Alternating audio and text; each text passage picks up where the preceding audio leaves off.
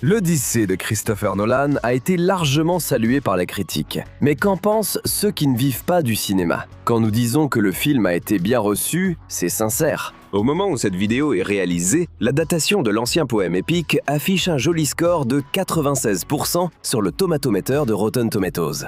C'est la meilleure critique qu'un film de Nolan ait reçu en 26 ans de carrière. Le Popcorn Meter de Rotten Tomatoes, qui mesure le ressenti des non-critiques laissant des avis sur le site, est à 97%.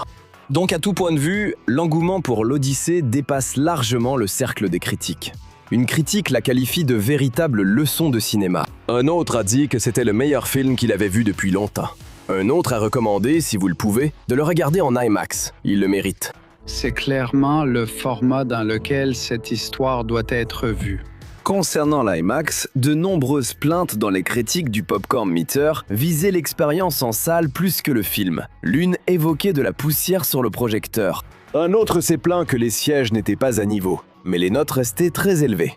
C'est le public de Rotten Tomatoes, sans doute déjà enclin à aimer le film. Et le public plus critique et bruyant sur X? Plusieurs mois avant la sortie, des plaintes circulaient déjà sur les réseaux sociaux à propos de divers aspects du film. Le casting, les dialogues jugés trop modernes et les modifications de l'histoire originale du 8e siècle avant Jésus-Christ, beaucoup d'utilisateurs de X étaient aussi enthousiastes sur l'Odyssée.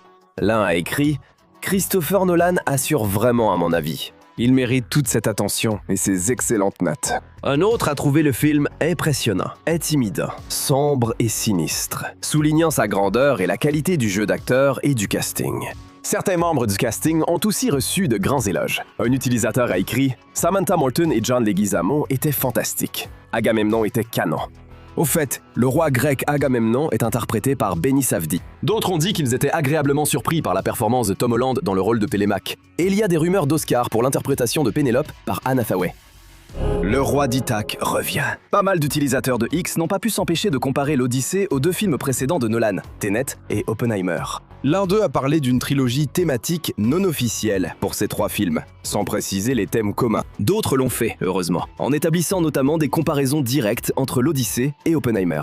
L'un d'eux a noté que l'Odyssée emploie un montage non linéaire, similaire à Oppenheimer, et que les deux films abordent regrets, culpabilité et manque. Ils ont également salué la bande originale de Ludwig Göransson, la qualifiant de magnifique. Il est vrai que Tenet, Oppenheimer et l'Odyssée se concentrent tous sur la guerre et ses conséquences, ainsi que sur les effets que les décisions prises en temps de guerre ont sur ceux qui les prennent. Pour de nombreux spectateurs, ce message final est positif, mais pas pour tous. Un utilisateur de X a critiqué en disant que l'Odyssée finit par n'être qu'Oppenheimer à la fin. Il existe aussi quelques avis négatifs sur l'Odyssée.